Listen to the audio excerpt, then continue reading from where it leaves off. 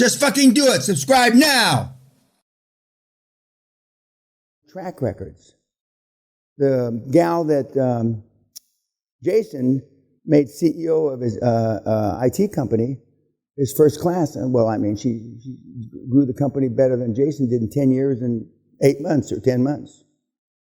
But it's all based on track record, and you're going to be able to lure into your Venus flytrap, into your vortex, because they will have not gotten, free founders equity. You have no idea. In the UK, when I first came over here with that idea of free founders equity, I was inundated. I mean, every one of the boards that we had was two in Sir Percy's, one Lord something or other, because they had never been given free founders equity. And in that time, they didn't even have option plans for the most part. Now, 70% of the FTSE 100 companies, the big companies, and 90% of the Fortune 500 companies all have option plans where they share in participation.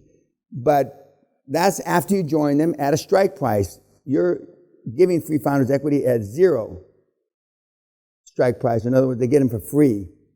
And there's a big difference. And you will see what a big difference it is. You will be stunned. And it's not options aren't a new deal. They've been around since after World War II. Actually, they've been around since, 100 years. But they didn't become prevalent since World War II. Okay? Did I still answer your question? Okay, go ahead.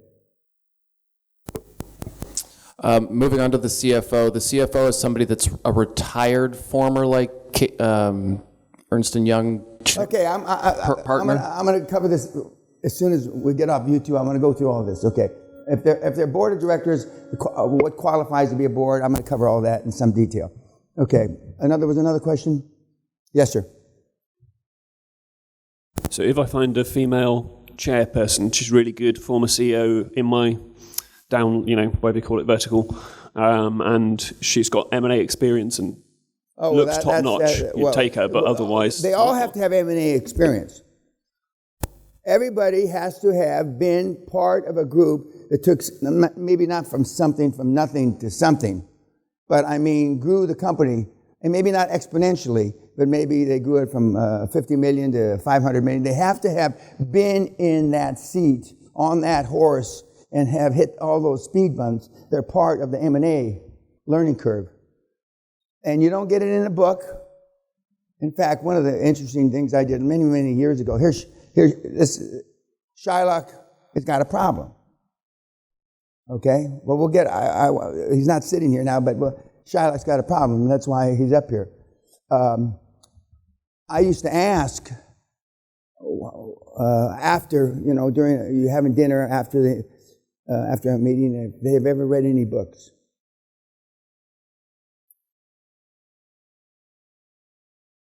Well, not none of them, but almost none of them.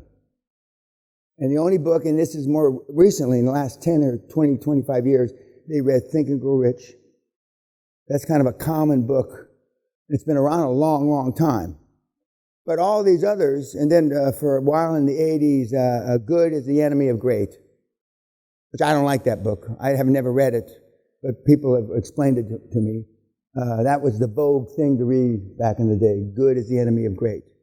Because how many times have you even said, good job? Well, I'm insulted when they tell me that. If it's not, and I don't like awesome, because awesome is one of the cool words they use. I like it was terrific. It was extraordinary, Dan. It was superhuman. That's the kind of job I deliver. Not good. If it's only good, fire me. And words are important. During my one-on-ones, many of you said, when I do this. No, if I do this. And then I said, no, when you do this. Not if. There is no fucking ifs. Because you say if enough times in your fucking subconscious, and then it's not mandatory. I want you to do everything like life and death, as if your life depended upon it. And then you get a lot of shit done. And remember, you have to set high expectations. Sam Walton, in one of the other slides from yesterday, I think it was, he says it's all about setting expectations. unfortunately, he didn't say high expectations, but that's what he means. He certainly doesn't mean low expectations. It's about setting expectations. And I've given you 2 or 3 examples for myself, and I gave you one example with Thomas. I gave you one example with Andreas. And then it becomes your default is, let's say, closing 50% of the people you talk to on the phone. Your default. Well, 50%, the average sales ratio is 1 out of 17 sales calls they sell. I don't know what percentage that is, but not too goddamn high. And if you're closing 50%, needless to say, you're outperforming. And just as I told our children when they went off from school to the real world of commerce, 300 cold calls, be the first in and first out. And that has boded well for them, although the career is only around 10, 12 years length for the 2 of them that are out there in the real world. That's you will differentiate. There won't be anybody else. And if your salespeople, because some of you have sales organizations, if your salespeople aren't doing that, it's because you didn't tell them to do it. And then when you rank and yank, but you got to fire somebody. I've had kids rank and yank and then didn't have the balls to pull the trigger. Well, then, that becomes geometrically going down the toilet. If you tell everybody and you set everything up to, these are the new expectations, and you reframe everything, and then you don't fire the fucker or fuckers. Now, you could say if everybody doesn't close at least 50%, you're fired, and nobody closes 50%. Then what do? You fire them all. That's what you do. Then you get on the fucking phone yourself, and you close every cocksucker you talk to. And people don't do what you tell them to do, they do what they see you do. Now, I happen to be a world-class, extraordinary superhero salesperson. I close everybody. I used to get on the fucking phone, and I close one after another, after another, after another. And I say, you understand? Then I do it again. 1, 2, 1, 2, 3. Now, if you don't have those sales skills, which most of you don't, you better get somebody, if you're in sales, you better get somebody that can fucking sell. And if you tell them how to sell and then they don't see you do it, you might as well just piss into the wind. You've got to lead them. It's like during the Battle of the Somme, during World War I. There'd be a little lieutenant, a Canadian or an American, or Americans later in the war, or a Brit, with a whistle and a little swagger stick under his arm and a pistol on his hip. And they're lined up, and they give him some Dutch courage. Everybody gets a shot of gin, before they go over the line. And then the bombs, and out of 3 people, one's going to get killed as he lifts up. One's going to get wounded, and one may make it across the 100 yards, because they were fighting over 100 or 200 meters. And they go, doo-doo, okay, lads. Now, who's going to go over that motherfucking hill if you don't? Nobody. You can go doo-doo all day long. But unless you go, you're the first over the hill.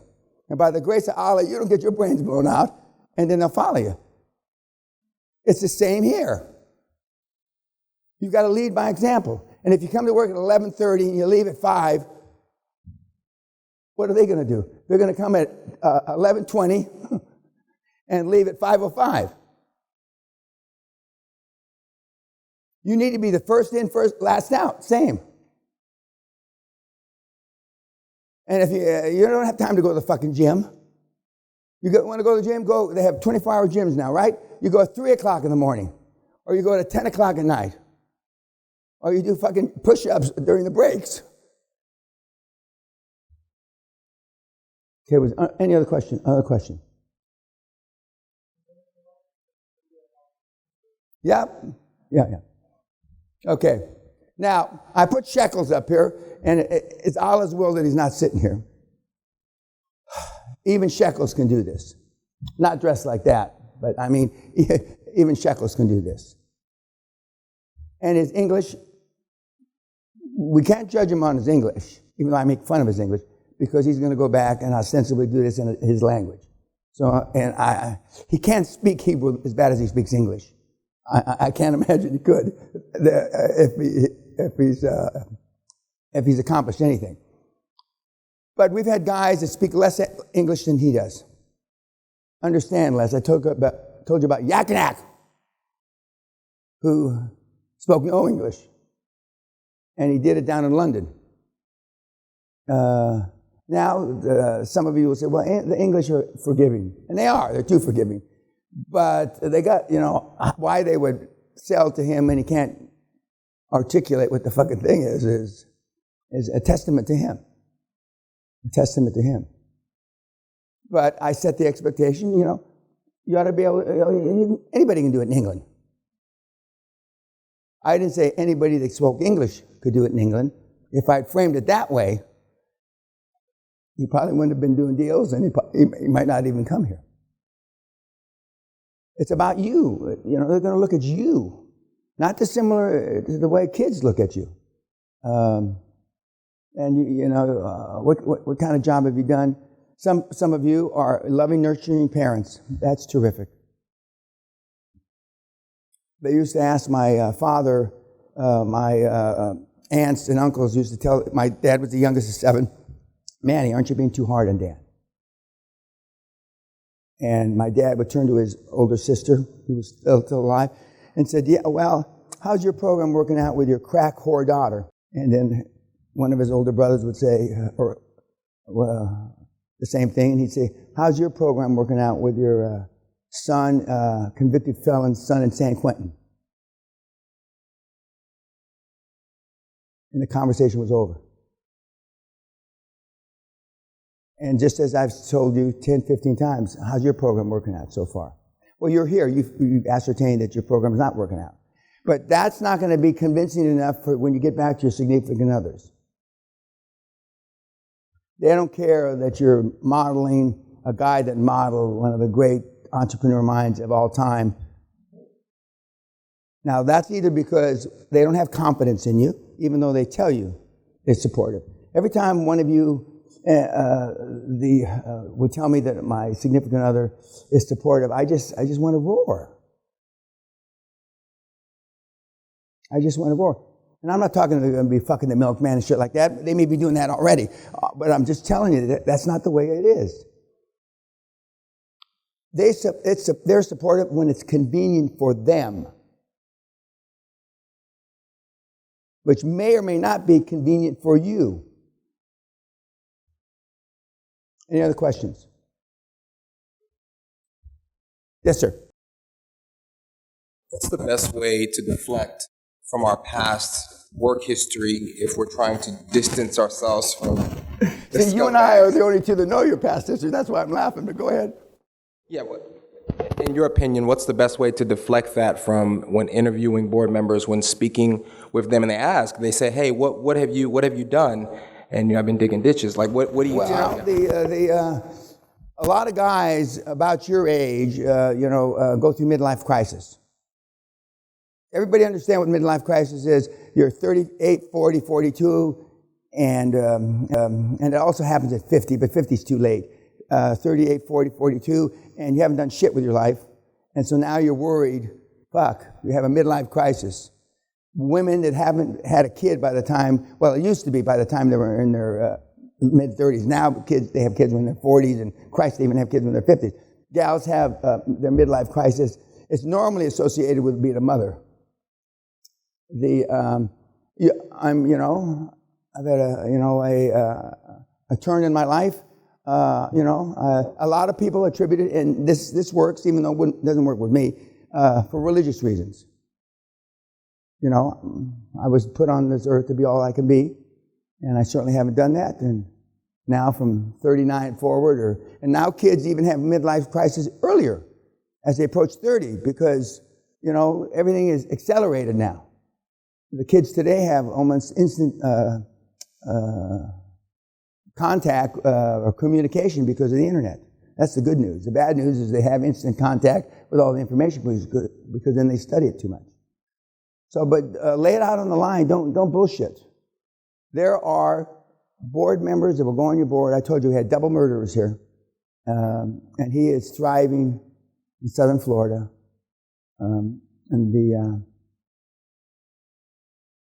But nobody's going to accept a pedophile that says he changed his life. And we don't, best of my knowledge, we don't have any of those in here. But so if you've lied and it's not in the paperwork, they will find out and you're just pissing in the wind. But I mean, everything short of that, people forgive. Now, I don't forgive, but I'm not everybody else. They forgive.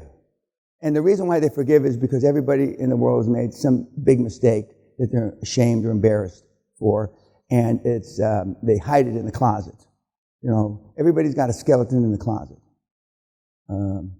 So you got to be up front. You got to tell them. They don't. I mean, don't tell them if they don't. If they ask, you tell them. You know, they may say, "Well, you're 38 years old. What have you been doing all these years?"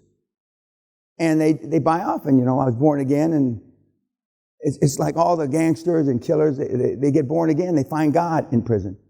It's a miracle. Not every, but almost every single guy that goes to prison, to the big house, somehow finds God.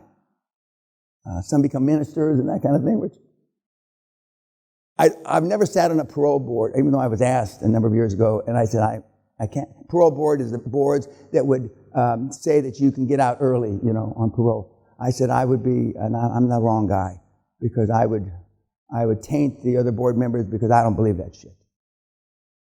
I don't believe it. And so I've never been called. You know, they asked me 2 or 3 times. Same with jury duty. I show up, but I just want to tell you. And then I said, I'm going to go out, and the first time the other side hears me speak, I'm going to be off the list. So why go through all the shit? And so they don't call me back for jury duty anymore. For a long, long, long time. And then when I say what my background is, my dad and all this shit, I said, good. I said, they let me go. So, but you got, the long-winded answer I just gave is you got to be up front. Any other questions?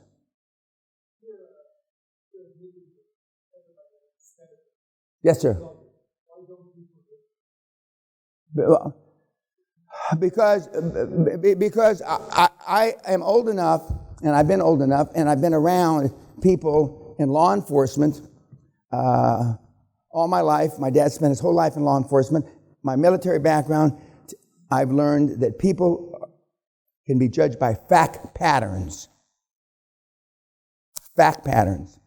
And very, very seldom, 1 in 1,000, 1 in a million, does a leopard or a zebra change its stripes. It does happen. And granted, I might miss some people, but it's not worth my hassle. I mean, there's plenty of fish in the sea that I can help through QLA.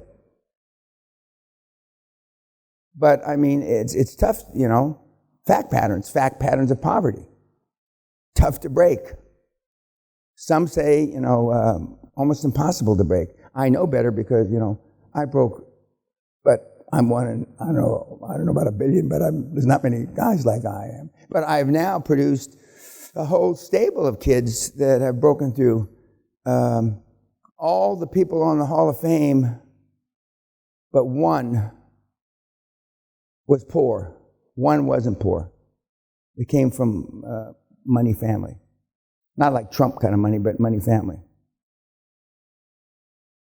But the ones that come here, they're desperate. And that guy was desperate to prove to his family he could do it without his family money. Now, most kids would just lay back on the billions and, you know, and just, you know, chill, as they say. By the way, I said this on YouTube, but I'm going to say it again because I'm thinking about, there's 3 or 4 things in life that as soon as you get some money, do. 1, go to Brando Island. Brando Island was Marlon Brando's hideaway near about 150 kilometers from Tahiti, where he made that famous movie when he was a pirate. I forget what the name of it is now. And when he died, he never had enough money to develop it. And this is it's about a 500-acre island, and it's paradise. Okay. The next thing is to go on the Orient Express. Orient Express from Rome to Istanbul, or Rome to London. We went on the one from Rome to London for my 63rd birthday, I think it was. I mean, it's It's just like in the movies. It's very expensive, and there's only 4 suite cabins because I wasn't going to share a fucking toilet with 40 people. And so, I'm not telling you have to be in the big suites. They're not big; they're little suites. But the Orient Express is just super, super terrific. And the third thing is go to the poles, which is actually 2, North and South Pole. And it's beyond your comprehension. Which is, you've heard me say, it's one of my pet peeves. There's only 11 scientific groups that have been to both poles in the last 110 years. 10 of them are all dead. Sally and I are alive. And when you go there and you talk, I'm not going to beat my drum about climate change, but when you go down, when you go up or you go down, you talk to the scientists that are there, they laugh. When you bring up global warming, they laugh.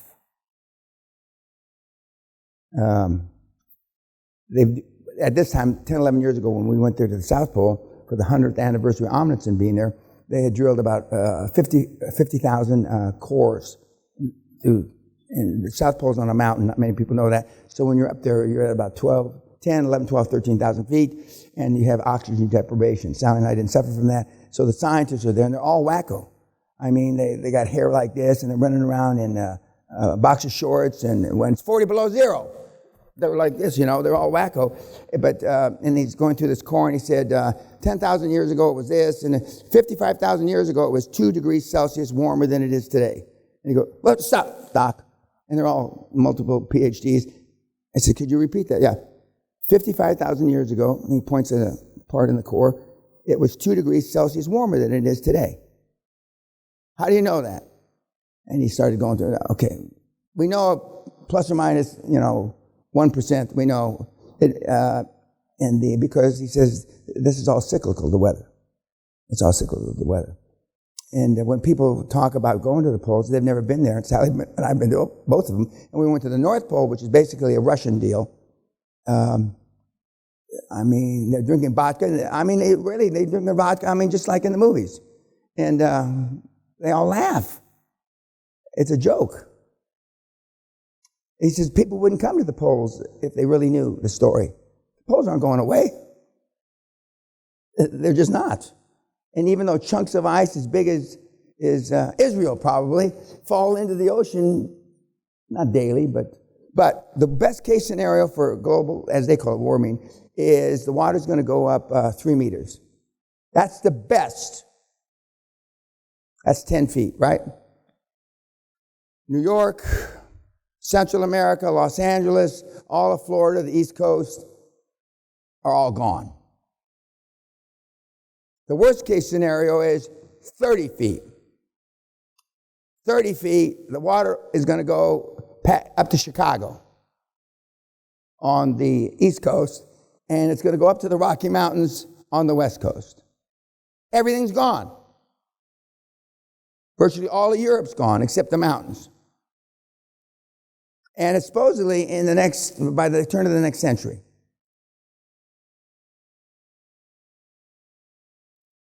The biggest next class action, and I said this when I was with Brian Rose on TV 3 years ago, the next big wave of class action lawsuits are going to be the people against the banks and the developers that bought condominiums on the water, et cetera, and built buildings in Manhattan, because there's no disclosure in any of the loan documents up until then, not one disclosure that if global warming is going to be between 10 and 30 feet. Therefore, just like, unfortunately, Grant Cardone got in trouble, all those developers, all the people that issued municipal bonds, etc., are going to get their ass sued. Since then, 15 months after I made that comment, Exxon sued, I forget who, with that very thing in mind, because they built a big refining plant someplace that was already 10 feet under the water line, but it was blocked like Amsterdam is. If it were really true, we'd be doing something other than flapping our fucking lips and saying to, use less water and this, that, and the other thing. So we're going to lose 3.5 billion people if that happens. Anyway, getting back to current at hand. Last night, Shekels and you saw my virtual mentor that I based my whole, not my whole, but almost my entire theory of QLA on, Andrew Carnegie. And if they say he was 5'1", he was probably 4'9". It's like Schwartzfucker, who's supposed to be 6'4". They were lying about height even then. Well, I mean, they've been lying about length for a long, long time. Okay, comments about Mr. Carnegie. Yes, sir. He started off life in extreme poverty, and that had a big effect on him in his childhood. And he was trying to please his mom. A whole dynasty that he created to please his mother. So she could ride down the carriage in Dunfermline, which is just 30, 40 miles from here, and with her head held up high, and show everybody that we're not poverty-stricken, which they were. And depending on what story you want to believe, he either left when he was 12 years old with his dad to go back, who was an out-of-work weaver, or whatever you call it. I like a better story that's not highly publicized. In fact, I asked them that when we were at Guthrie Castle, but they would neither confirm nor deny that he left in the hull of a ship stowaway with the rats when he was 7 or 8 years old. I like that story better, but it's not the one that's publicized. What else about Mr. Carnegie? Yes, sir. He was pretty sneaky in his way of dealing with people and getting what he wants. And he stepped on his mentor when he was drowning to make sure he drowned. That's a very important point. I'm on board, pull up the gangplank. Not dissimilar to some of the other stories when Steve Jobs decides not to give the stock out to people that had been promised shares when they went public. And I can go on and on. And I'm not suggesting you follow that. But success leaves clues. I have never met a high-performance person that's created a lot of wealth that wasn't hard. I don't know any. I used to tease, show me one. I've never met one. And the big guys, I've already told you to say that I'm too soft. Well, if I'm too soft, kids, where does that leave you?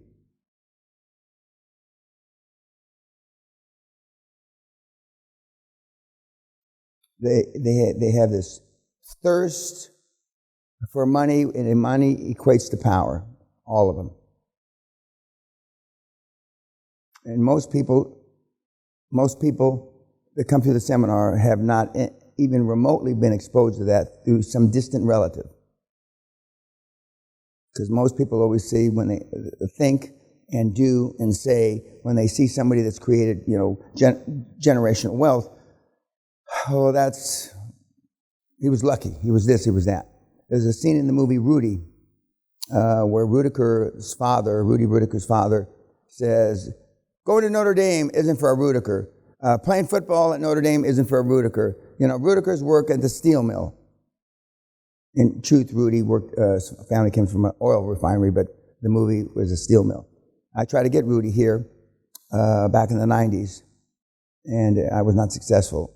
I say pay his way, pay his wife's way, and he's extreme introverted kid.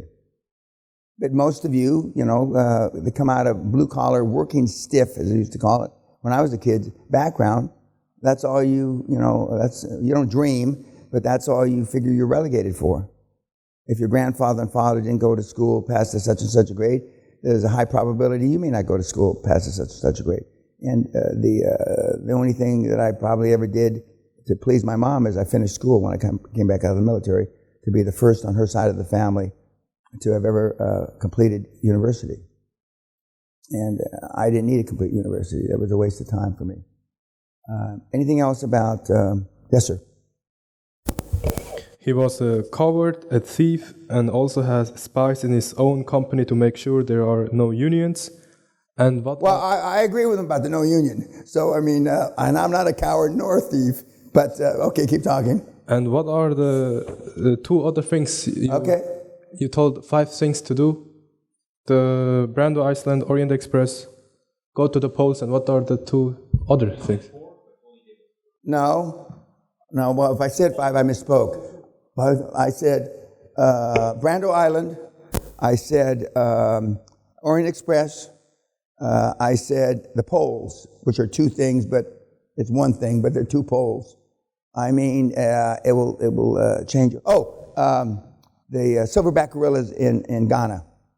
Uganda, not Ghana, Uganda. I mean, it'll change your life. I mean, we went back to see the silverbacks twice. And the big silverback males, all they do is fornicate and eat and sleep. And the one that, not my buddy, but I was naive enough to think when we came back 2 years later, Charlie was going to remember me, but he didn't. You can't touch them, but they can touch you. So you get, and those aren't photoshopped, those pictures on my social media. You get this close. And just like Corona, they don't want you to give human germs to them, okay? And they got guards and stuff. But if they come towards you, stay still. And when they go like this, you go back and down. But the teenage gorillas have a propensity or proclivity, they like blonde hair. So Sally was Ms. Popularity there. And the teenage gorillas would, push her and grab her and pull her. And Sally was a good sport about it. But there was another young girl, I think she was from Canada, who was about half as big as you. So when the gorillas pushed her, I mean, like in a movie, she flew across. But I mean, they're just unbelievable. They're so gentle, and there's people trying to kill them every day. But it's, those things, and all those things cost a lot of money. You don't take a scientific expedition to the South or North Pole or both unless you got some shekels. But I mean, Sally and I'd like to go to the South Pole again, not the North Pole. The Russians they're hard even if they're taking your money as a tourist. They're hard even if you're taking their money. So just imagine how they are if they're not getting any money out of you. Okay, other question or other comment about Mr. Carnegie? Yes, sir. He used a form of affirmations. He said, all is well since all grows better. So his self-doubts were taken care of because he spoke to himself positively. Correct. Affirmations have been around a long time. They've been working a long time. Henry Ford said affirmations. I mean, Rockefeller. I mean, you name it, they had it. They didn't call them affirmations. They used to call it positive thinking, and then W. Clement Stone, who invented the scam of PD, reframed it to positive mental attitude. Because positive things aren't the things that travel the fastest, it's negative things. And you're in a big corporation, when I've been privileged to be part of from time to time, I mean, something in the boardroom that's negative, that's coming down to the employees, by lunchtime, if this is at breakfast, by lunchtime, almost the entire organization knows. There are no secrets. And irrespective, you sign in NDAs and confidentiality and all that crap. There are no secrets. Bad news travels fast. Light travels at 186,000 miles per second, right? Bad news travels faster. You got a comment? I have a question. Okay. So we spoke about getting the money, but what about preventing the next generation from falling back into poverty? How do we make sure? I don't give a fuck. Don't ask me that question. I don't give a fuck. Fuck them. I wouldn't piss on their face if it were on fire. Fuck them. That's why we're fucked. Don't worry about the next generation. Worry about you. That's why I told you, selfish, right, is the word that I use. And it's the word that the university students least like to hear from me. How can we change the world? Be selfish, young man. Be selfish, young man. Be selfish, young lady. And the kids cry. Now, why would the kids cry? And I just told them, you got to be selfish. I mean, sobbing.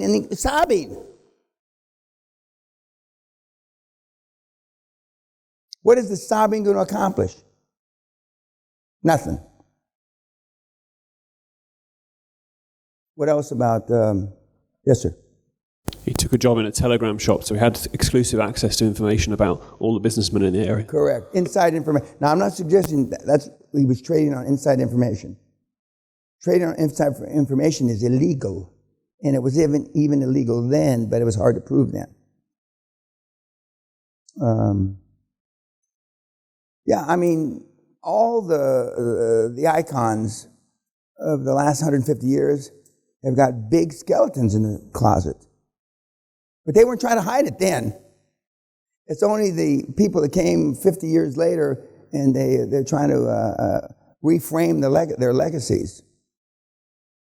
I mean, Henry Ford, on the one hand, beat the employees he had goons come in, beat the employees with axe handles and baseball bats. On the other hand, I sound like Andres Miller. On the one hand, now on the other hand, he lowered the price, or he reframed the price structure for his cars down to when it was $450 or $500, that all his employees could buy one. He didn't do that because he wanted to do the employees a solid. He wanted to do that to be able to sell the model that was slow in selling, and he had a built-in sales force of, 18 or 20,000 people, and so he knew that if half or two-thirds of them bought a car, he'd get rid of the fucking cars. But now they make it sound like he was doing a great thing for humanity because he made cars affordable to the working guy. These guys wouldn't give you ice in winter. And that's just the way it is. But now we've got one or two generations that have grown up that don't want to know that. They don't want to know that. It's like Jack Nicholson. You can't stand the truth. You can't take the truth. And having spoken at about 20 universities, some of the best in the world, boy, that's true. That is fucking true. I mean, they can't take it.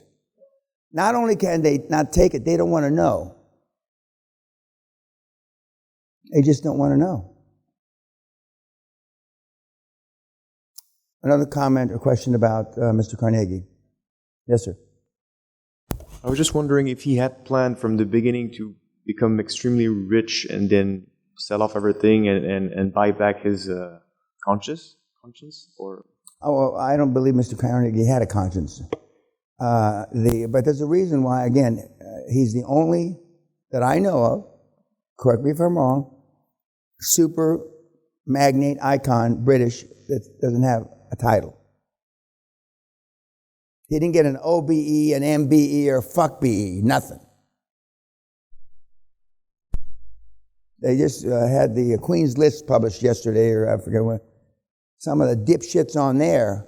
When you think that they got knighted and fucking Carnegie didn't get dick.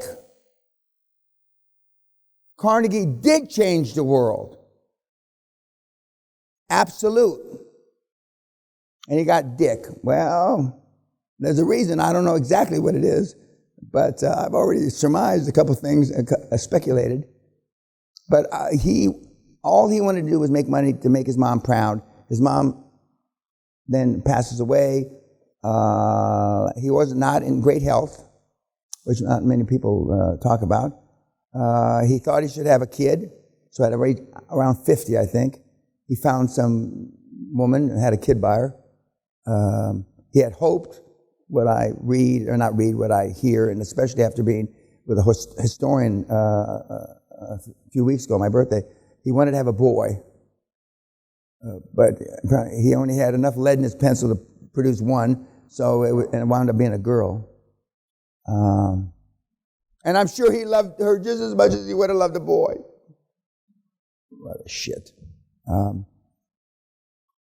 I mean, but he's not perfect for me to be my virtual mentor, because I don't like the fact that he's 4'8". I'd rather have some big hulking guy, that I could look up to physically instead of put under my armpit. Or he's even shorter than Brian QLA Rose and those guys. I mean, he would sit under Brian's armpit. I mean, but he was a hard-ass guy.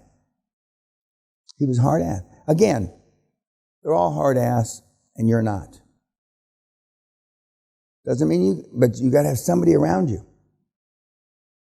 I can't emphasize that because I don't want you to fail, not because I give a shit. I don't want you to fail because then you're not going to put any numbers on the board for me.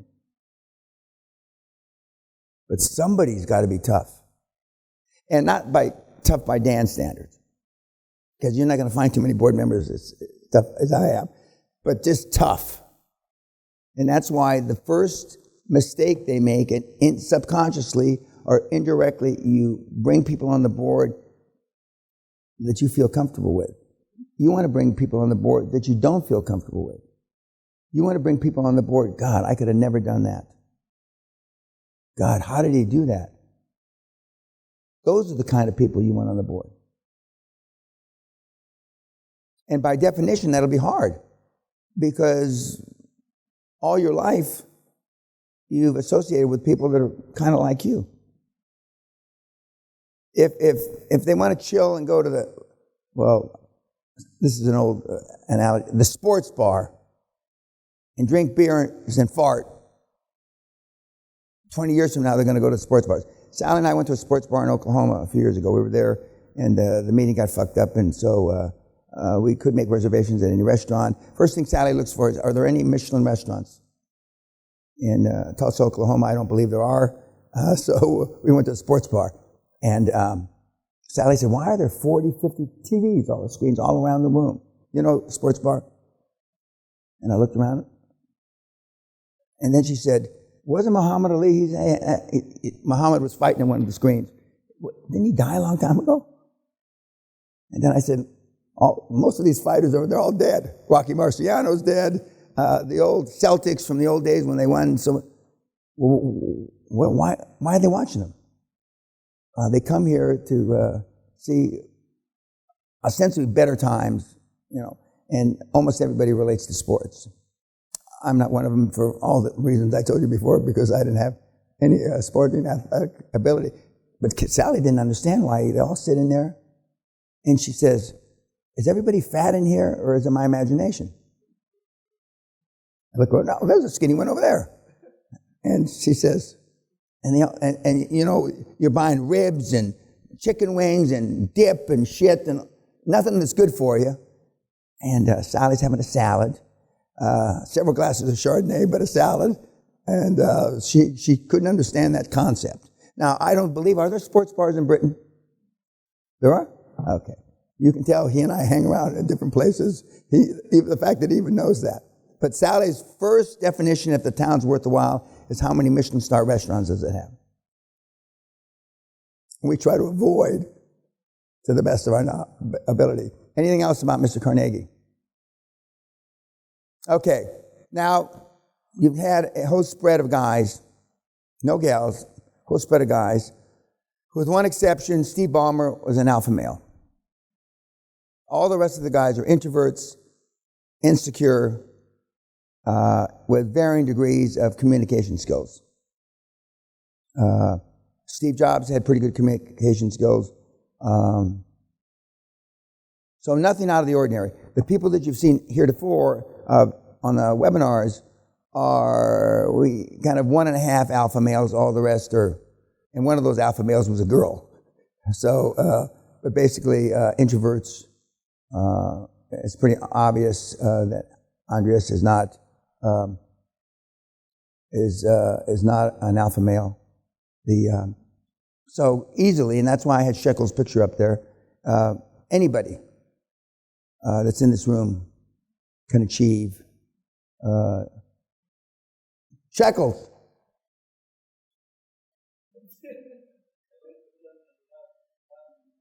You lost 300? You lost, well, Mazel Tov. Is that 1,000 shekels? Double Mazel Tov. What's the Yes. Yeah. But I'm being sarcastic in what I said most of the time. So I mean, is there anything? And then we're not going to talk. Well, I'll still answer your questions to the very last minute. Is there anything about any of the icons that remember, success leaves clues, that you want clarification on?